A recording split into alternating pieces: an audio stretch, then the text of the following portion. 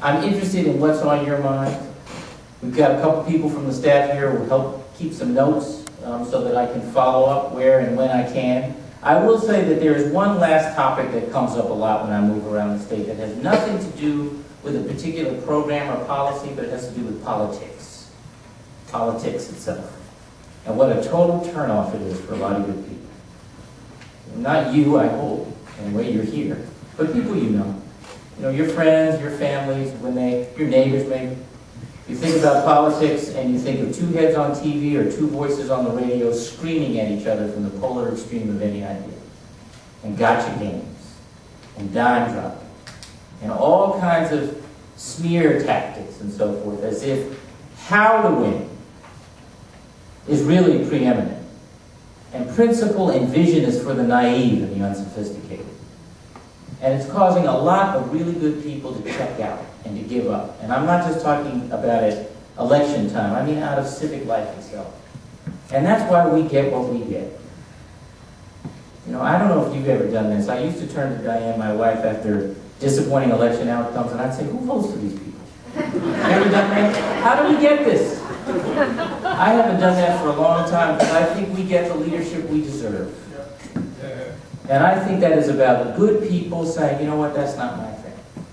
I'm going to leave that to the pundits and the insiders and the wise guys and wise gals who think it's their prerogative to tell the rest of us whose turn it is to serve.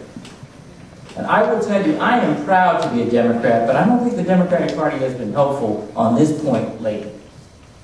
Because in my view, what we have done is perfect a conversation about how to win elections. We don't say anymore about why we should. What real difference does it make?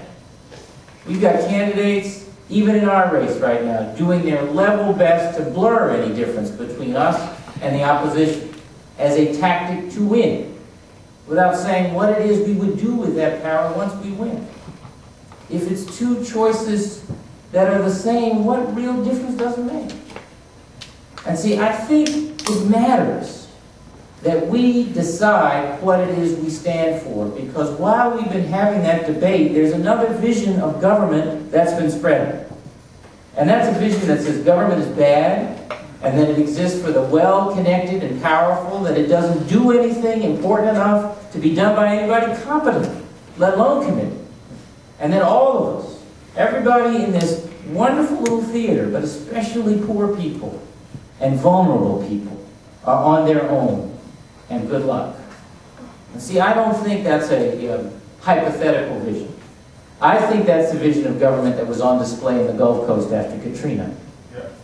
And a lot of us looked at those images and we were ashamed of what we saw, and we were right to be ashamed. But my point is this: all those folks who were abandoned on those rooftops after Katrina were abandoned before that storm. You see, those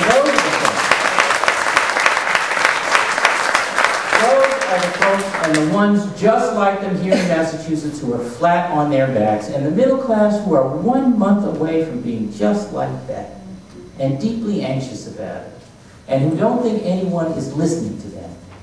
And the rest of us who care about their experience and what it says about the wholeness of our community today, who I believe have been waiting for the Democratic Party to make up its mind about what it is we stand for.